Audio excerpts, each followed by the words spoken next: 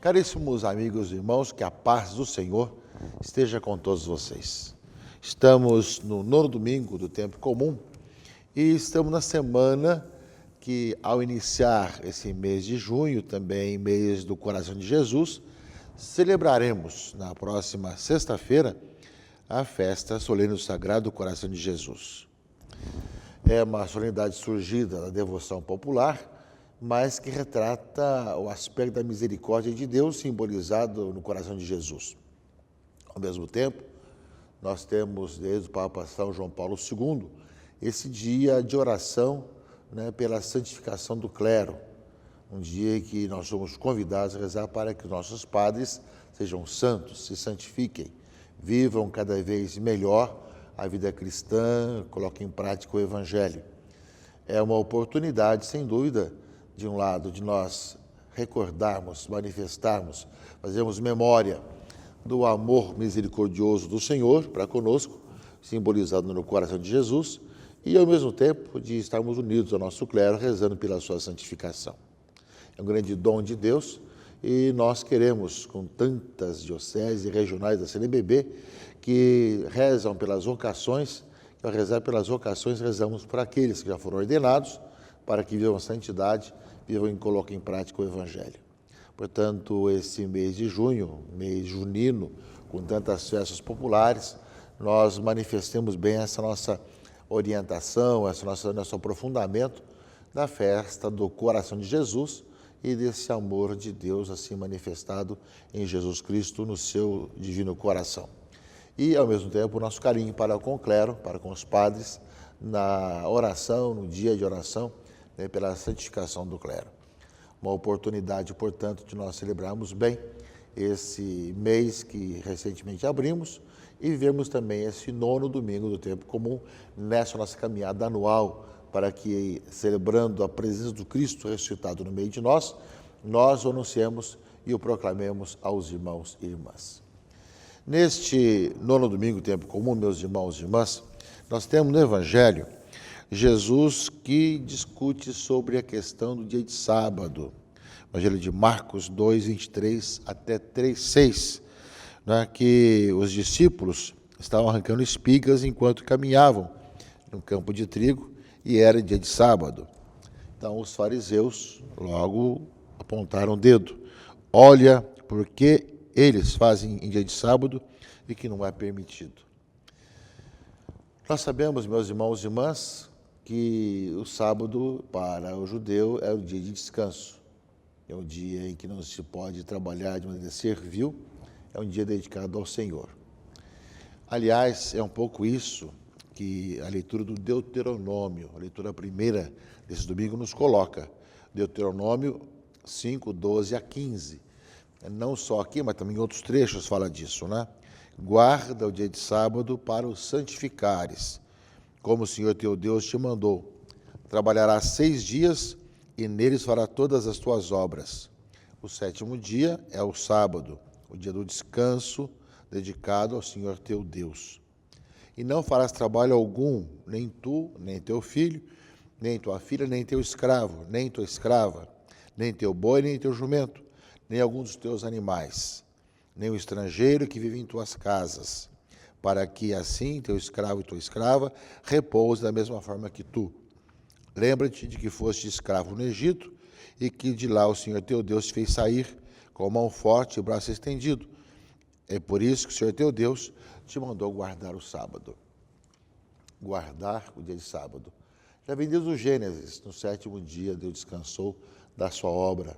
Agora lembra justamente que guardar o sábado é sinal também do homem liberto, do homem que não é escravo, mas que tem o dia do descanso, um dia para Deus, o dia do Senhor.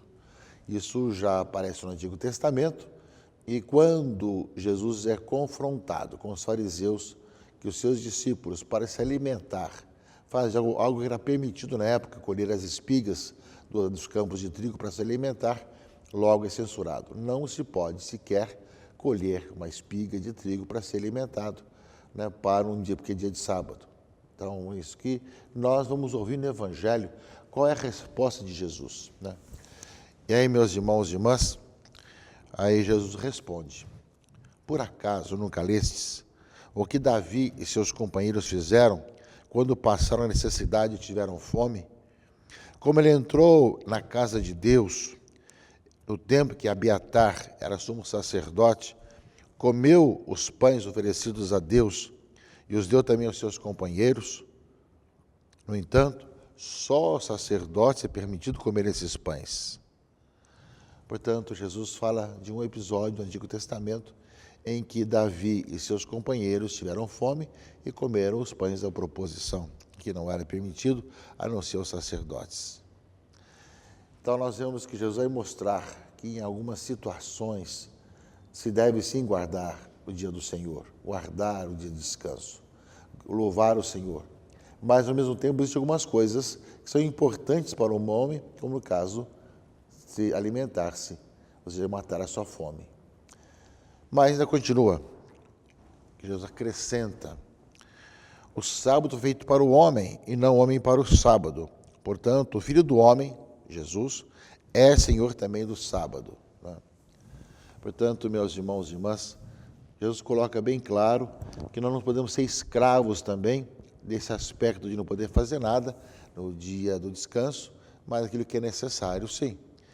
Nesse atual tempo que nós vivemos, nós temos vários problemas, porque devido à questão comercial, à questão econômica, a pessoa não respeita mais o dia do Senhor, o dia do descanso, e acaba levando as pessoas a trabalhar em qualquer dia, né? Então existe esse exagero. Mas Jesus vai lembrar que faz parte da liberdade e do sinal do homem livre ter o dia de descanso. E por isso mesmo, né, poder ter realmente o dia para o Senhor, mas ao mesmo tempo de ter aquilo que é essencial, não fazer disso uma lei cega, mas ao mesmo tempo de poder também ter o mesmo alimento de cada dia. E continua ainda no Evangelho. Jesus entra de novo na sinagoga, havia ali um homem com a mão seca, e alguns o observavam para ver se haveria de curar em dia de sábado, para poderem acusá-lo de desrespeitar o dia de sábado. Jesus disse ao homem de mão seca: levanta-te, fica aqui no meio. E perguntou-lhes: é permitido no sábado fazer o bem ou fazer o mal? Salvar uma vida ou deixá-la morrer? Mas eles nada disseram. Jesus olhou ao seu redor, cheio de ira e tristeza, porque eram duros de coração, e disse ao homem: estende a mão. Ele a estendeu e a mão ficou curada.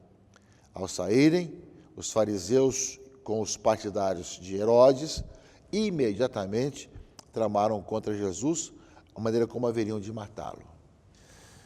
Nós vemos, caríssimos irmãos e irmãs, que Jesus, ao falar, ele também vai ensinando ao povo e a nós que fazer o bem deve ser feito sempre. No caso de curar o homem da mão seca, ele pergunta isso ao seu redor para ver que as pessoas respondem. Porque se respondessem não se podia fazer o bem a uma pessoa necessitada. Se respondesse sim, teria ido contra a sua cabeça farisaica de não poder fazer nada no dia de sábado. Portanto, nada responde, mas Jesus então estende a mão e ele ficou curado. Mas a consequência foi que as pessoas se reuniram, tanto os fariseus como os herodianos e tudo mais, se reuniram para verem como iriam condenar Jesus Cristo, por ter realmente falado isso. Ter falado, sim, que devemos guardar o dia do Senhor, porém, sabemos também que fazer o bem, curar alguém, né, cuidar da alimentação de alguém, isso é permitido. Não é algo que deve sufocar o ser humano, mas sim libertá-lo cada vez mais. Então, nós temos aqui justamente esses dois aspectos.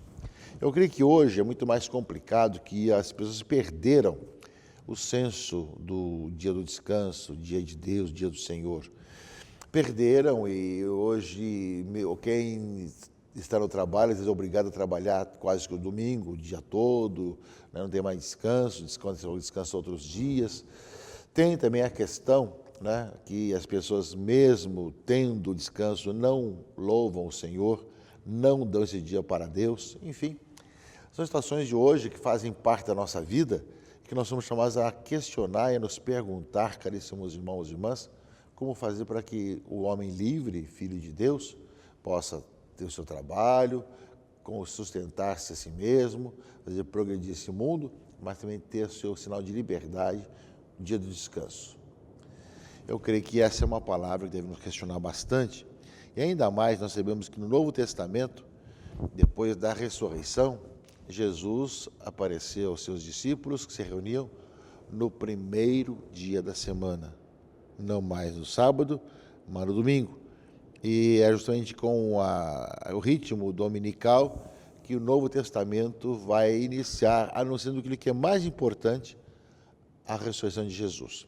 Daí, para nós ter um Novo Testamento, o dia do descanso, o dia do Senhor, é o dia da ressurreição de Jesus, que é o domingo. Portanto, meus irmãos e irmãs, é uma palavra que nos fala muito de uma certa escravidão que hoje existe na questão das pessoas que trabalham mesmo no dia do descanso. Do outro lado, não podemos estar relaxados, mas ao mesmo tempo também saber fazer aquilo que é essencial com liberdade dos filhos de Deus. É um pouco isso que Jesus Cristo coloca para nós nessa liturgia desse domingo, e que eu gostaria de concluir com vocês nossa reflexão com a carta de São Paulo aos Coríntios, a segunda leitura desse 9º domingo. Do meio das trevas brilha a luz, Deus disse, é o mesmo que fez brilhar a tua luz em nossos corações para tornar claro o conhecimento da sua glória na face de Jesus Cristo. Mesmo Deus que criou a luz também quer iluminar a nossa vida. Ora, trazemos esse tesouro em vasos de barro. Somos frágeis, mas temos um tesouro muito precioso, para que todos reconheçam que este poder extraordinário vem de Deus e não vem de nós. E aí vem quase que um hino que São Paulo coloca. Somos afligidos por todos os lados, mas não vencidos pela angústia. Postos entre os maiores apuros, mas sem perder a esperança. Perseguidos, mas não desamparados. Derrubados, mas não aniquilados. Por toda a parte e sempre levamos em nós mesmos os sofrimentos mortais de Jesus. Levamos em nós os sofrimentos de Cristo, para que também a vida de Jesus seja manifestada em nossos corpos mortais. E aí Paulo termina, de fato, nós os vivos somos continuamente entregues à morte por causa de Jesus, para que também a vida de Jesus seja manifestada em nossa natureza mortal. Portanto, quase esse hino, que São Paulo, na carta aos Coríntios, coloca para nós, nos fala assim, que nós somos chamados a ver nessa luz de Cristo e, ao mesmo tempo, não desanimar com as perseguições, com as dificuldades, com tudo que existe, mas permanecer firme no Senhor. Eu acho que é bem claro isso para nós, nessa palavra que nós ouvimos, caríssimos irmãos e irmãs. Do outro lado, que nesse domingo, ao escutarmos a palavra que nos fala dessa liberdade dos filhos de Deus, que nós somos chamados a viver com tranquilidade o dia do Senhor, o dia do descanso, que nós saibamos no mundo em que se perdeu o sentido do dia do descanso, do dia do Senhor, valorizá-lo cada vez mais em nossas comunidades, em nossa família, em nossa vida. Valorizar para que cada vez mais nós possamos viver o dia do encontro com o Senhor ressuscitado, na oração, na participação na nossa comunidade, na missa.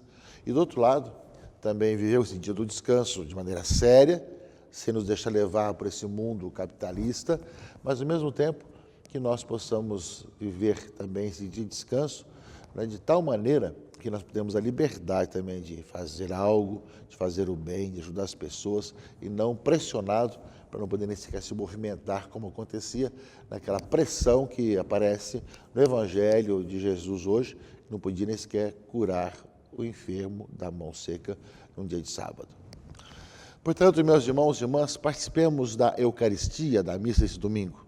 Participemos de nossas comunidades, escutemos a palavra de Deus, abramos o coração ao Senhor, vivamos intensamente esse domingo, o dia do Senhor, e também celebremos com alegria o dia do Sagrado Coração de Jesus e também no sábado do Imaculado Coração de Maria, pedindo ao Senhor para que cada vez mais nós manifestemos esse amor misericordioso do Senhor no mundo de hoje, ao mesmo tempo que nós rezemos pelo nosso clero, pela sua santificação e para que cada vez mais homens santos ajudem pelo seu testemunho, pela sua vida, a nossa sociedade, a nossa caminhada, a nossa igreja a ser cada vez mais santa também. Que a palavra de Deus hoje ouvida e queremos ouvir nas missas desse final de semana, ilumine nossos caminhos e nossas vidas. E que Deus abençoe e proteja a todos, em nome do Pai, e do Filho e do Espírito Santo. Amém.